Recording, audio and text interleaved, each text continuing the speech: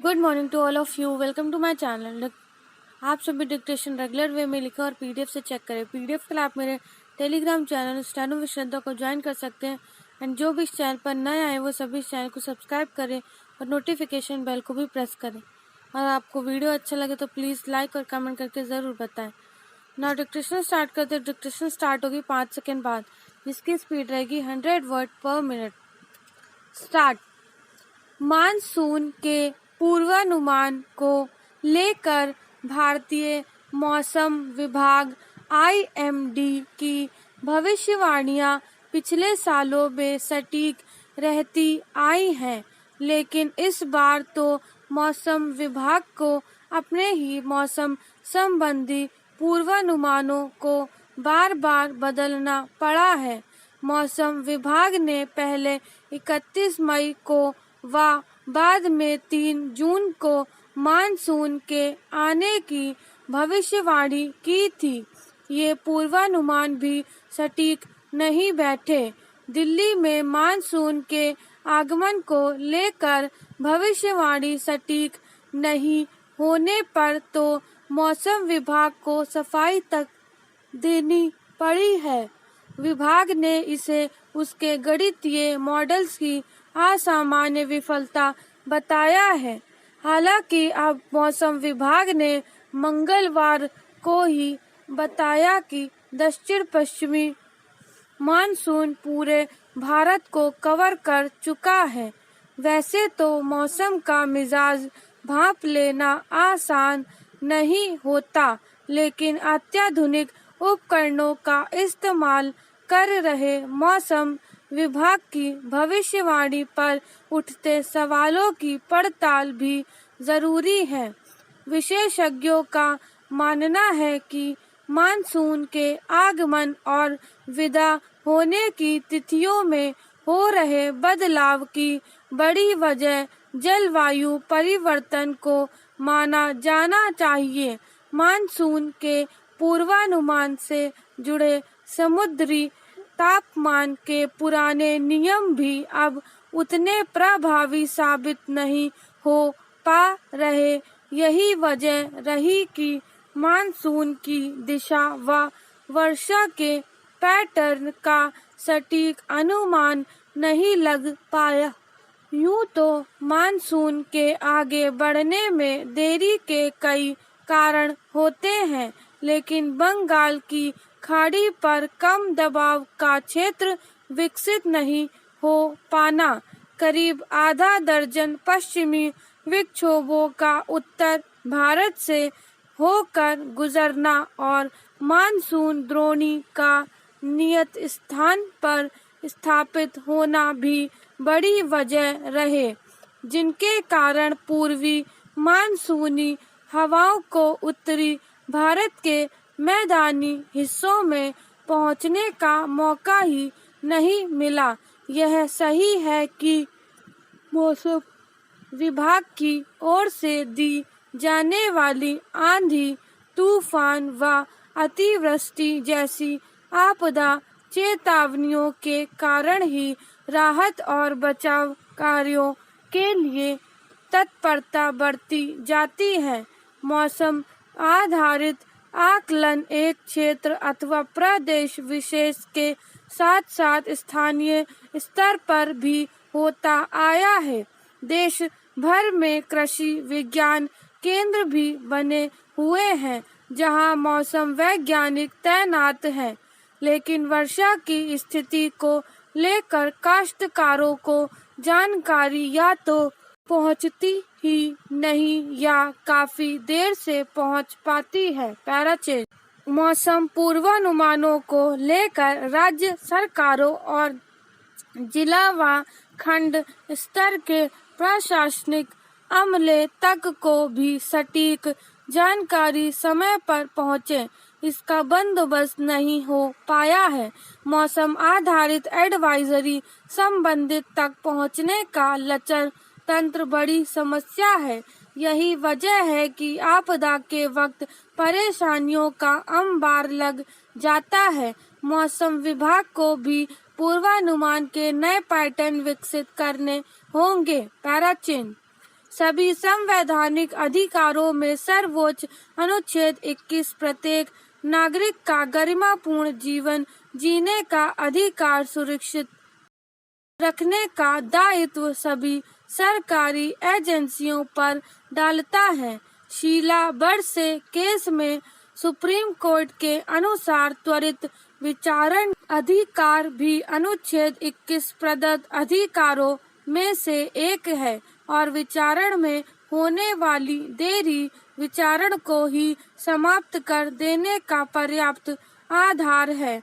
न्याय व्यवस्था का यह मूलभूत आधार है कि प्रत्येक व्यक्ति तब तक निर्दोष है जब तक उसे दोषी करार नहीं दे दिया जाए।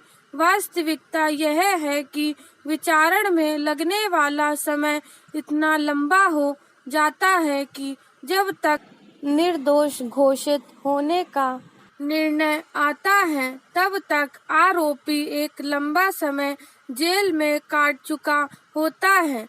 इस वजह से उसका निजी व्यक्तित्व और सामाजिक अस्तित्व दोषी व्यक्ति के रूप में बुरी तरह से प्रभावित हो चुका होता है, जिससे वह जीवन भर उबर नहीं पाता। पैराचिन्ह अंधाधुंध गिरफ्तारियां, यांत्रिक तरीके से दिए जाने वाले रिमांड, जमानत याचिका एवं ट्रायल के निपटान में संस्थागत देरी के दुष्चक्र में भारतीय जेलें बंदियों से बाड़ों की तरह भरी पड़ी है। वर्ष 2019 में जेलों में 4.78 लाख कैदी बंद थे, जिनमें से 3.30 लाख तो विचाराधीन कैदी ही थे। इसी प्रकार जुलाई 2021 में देश के विभिन्न हाई कोर्ट में 58 लाख से अधिक तथा अधीनस्थ न्यायालयों के समक्ष 3.90 करोड़ से अधिक केस विचाराधीन चल रहे हैं।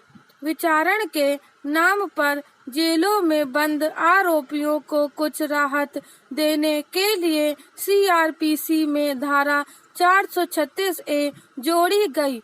इस धारा के अनुसार मृत्युदंड के अतिरिक्त दी जा सकने वाली अधिकतम सजा की आधी समयावधि जेल में काट लिए जाने की स्थिति में आरोपी को बॉन्ड या जमानत पर रिहा किया जा सकता है, मगर आजीवन कारावास से दंडनीय अपराधों के विचारण में यह समयावधि भारत सरकार की गाइडलाइन के अनुसार 10 वर्ष है।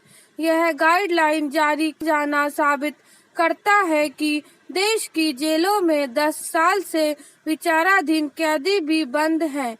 जेल में बंद आरोपी को बचाव साक्ष्य एकत्रित करने या ट्रायल में उसका बचाव करने के लिए वकील के पास जाने का कोई मौका नहीं मिलता। नगण्य संख्या में ही वकील जेल में आरोपी से मिलकर बचाव की तैयारी कर पाते हैं। विचारण के नाम पर बरसों तक जेलों में सिसकती जिंदगियां और वहां हो रहे मौलिक तथा मानवाधिकारों के हनन की असंवैधानिक स्थिति एक सर्वस्वीकार्य घटना बन चुकी है। पैराचेंज सुप्रीम कोर्ट ने कहा है कि एक दिन भी जेल में बंद किया जाना बहुत लंबा समय है तथा फैसले से पूर्व की जेल अवधि इतनी लंबी नहीं हो सकती कि वह दंड के समान ही बन जाए। समयबद्ध न्याय करना मानवाधिकारों का ही एक भाग है, जिसका उल्लंघन न्याय व्यवस्था से भरोसा उठा देने में सक्षम है। गरीबी, अशिक्षा और संसाधनों की मार झेल रहे लाखों बंदियों के क्रंदन की साक्षी जेलों में संविधान जैसे बेमानी सिद्ध हो रहा है। अंतुले प्रकरण के अनुसार अभियोजन को उत्पीड़न नहीं बनाया जाना चाहिए। राजस्थान उच्च न्यायालय के जस्टिस KS अहलूवालिया ने कार्यकाल के अंतिम दिन अपनी पीड़ा जाहिर करते हुए कहा कि अधीनस्थ न्यायालय जैसे जमानत खारिज करने और आरोपी को दोषी करार देने की सुरक्षित मानसिकता ही अपनाए हुए हैं। त्वरित न्याय देने में राजतंत्र की विफलता की कीमत बंदी और उसके परिजन चुका रहे हैं। लंबे विचारण के बाद निर्दोष करार दिए गए व्यक्ति की व्यक्तिगत स्वतंत्रता और उसके व्यक्तित्व को कारित की गई घोर क्षति का कोई हर्जाना उसे अवश्य ही दिया जाना चाहिए। ट्रायल में देरी की विकराल समस्या के सभी पहलुओं का एक आपात एवं विस्तृत कार्य योजना बनाकर समाधान करना अब अनिवार्य हो चुका है। स्टॉप। नेक्स्ट स्टार्ट होगी 5 सेकेंड बाद, जिसकी स्पीड भी रहेगी 100 वर्ड पर मिनट, जो कि जनसत्ता एडिटोरियल है, तो आप इसे लिखे जरूर। स्टार्ट। आखिरकार उत्तराखंड सरकार ने हिचक तोड़ते हुए कांवड़ यात्रा रद्द करने का फैसला किया है। अब देखना है उत्तर प्रदेश और हरियाणा सरकारों का इस पर क्या रुख रहता है। उत्तर प्रदेश के मुख्यमंत्री ने अधिकारियों के साथ कई दौर का मंथन कर कह दिया था कि कोविड नियमों का पालन करते हुए कांवड़ यात्रा संपन्न कराई जाए। आदेश भी दे दिया था कि प्रशासन कांवड़ियों के रास्तों में बिजली, पानी, ठहराव आदि का समुचित प्रबंध करे। हरियाणा सरकार भी अपने यहाँ कांवड़ यात्रा संपन्न कराने के पक्ष में है। इन दोनों राज्यों के फैसलों को देखते हुए उत्तराखंड सरकार तय नहीं कर पा रही थी कि कांवड़ यात्रा की इजाजत दे या नहीं। उधर भारतीय चिकित्सा संगठन यानी IMA ने उत्तराखंड सरकार को पत्र लिखकर कहा था कि वह कांवड़ यात्रा का आयोजन न होने दे, नहीं तो तीसरी लहर जल्दी फैल सकती है। पहले ही उत्तराखंड सरकार हरिद्वार में कुंभ का आयोजन कराने को लेकर काफी किरकिरी झेल चुकी है। कहा जाता है कि उसकी वजह से कोरोना की दूसरी लहर तेजी से फैली थी। पुष्कर सिंह धामी ने अभी कुछ दिनों पहले ही राज्य की कमान संभाली है और उनके लिए कांवड़ यात्रा को बिना विचारे इजाजत देना मुश्किलें खड़ी कर सकता था। अच्छा हुआ कि इस मामले में उन्होंने दृढ़ता का परिचय दिया। पैराचेंज। पिछले साल कोरोना की वजह से कांवड़ यात्रा पर रोक लगा दी गई थी। इस बार पिछले साल की तरह कोरोना की लहर नहीं है, काफी उतार पर है। इसलिए उत्तर प्रदेश, हरियाणा, हिमाचल प्रदेश जैसी कुछ सरकारों का मानना है कि लोगों की आस्था से जुड़े इस आयोजन को संपन्न कराने में खतरे की कोई बात नहीं, मगर उन्हें यह नहीं भूलना चाहिए कि कोरोना की तीसरी लहर की चेतावनी लगातार जारी की जा रही है। बल्कि कुछ चिकित्सा विज्ञानियों ने तो अपने अध्ययनों में यह भी पाया है कि तीसरी लहर फैलनी शुरू हो चुकी है। यह ठीक है कि सरकारों को लोगों की आस्था में हस्तक्षेप नहीं करना चाहिए, पर जब मामला लोगों की सेहत और उनके जीवन की सुरक्षा का हो तो कठोर फैसला करना आवश्यक हो जाता है। ऐसा अनेक बार हुआ है कि सुरक्षा कारणों के चलते अमरनाथ यात्रा रोक दी गई। उत्तराखंड में भी कोरोना के चलते 4 धाम यात्रा रद्द की गई। इसलिए इस बार भी कांवड़ यात्रा रोक देने से लोगों की आस्था पर शायद ही चोट पहुंचे। पैराचेंज। कांवड़ यात्रा बहुत असंगठित और अनियोजित तरीके से संपन्न होती है। पिछली कांवड़ यात्रा में करीब 30 लाख लोग हरिद्वार पहुंचे थे। लोग गंगा से जल लेकर सैकड़ों किलोमीटर पैदल चलते हुए अपने स्थानीय मंदिर पहुंचते और भगवान शिव का जलाभिषेक करते हैं। तमाम सरकारी चौकसी के बावजूद हर साल ही कांवड़ यात्रा में कुछ अप्रिय घटनाओं के समाचार मिल जाते हैं। ऐसे में उत्तर प्रदेश और हरियाणा सरकारों के लिए कांवड़ियों से कोरोना नियमों का पालन कराना कहां तक संभव हो पाएगा कहना मुश्किल है। यह भी ठीक है कि कांवड़ यात्रा से स्थानीय व्यापारियों और पुरोहितों के कारोबार को कुछ गति मिलेगी, मगर महामारी की कीमत पर कमाई के अवसर उपलब्ध कराना तर्कसंगत निर्णय नहीं माना जा सकता। जहां तक आस्था का सवाल है तो यूं भी हमारे देश में मन चंगा तो कटौती में गंगा की धारणा पुष्ट है। पहले ही उत्तर प्रदेश सरकार ग्राम पंचायत चुनावों के दौरान कोरोना फैलने के आरोप से मुक्त नहीं हो पाई है, फिर अब उसे कांवड़ यात्रा की जिद क्यों ठाननी चाहिए। Para change. कुपोषण और भूखमरी पर वैश्विक रिपोर्ट चौंकाने वाली ही होती है। इनसे यही पता चलता है कि दुनिया भर में कुपोषितों का आंकड़ा कितना और बढ़ा।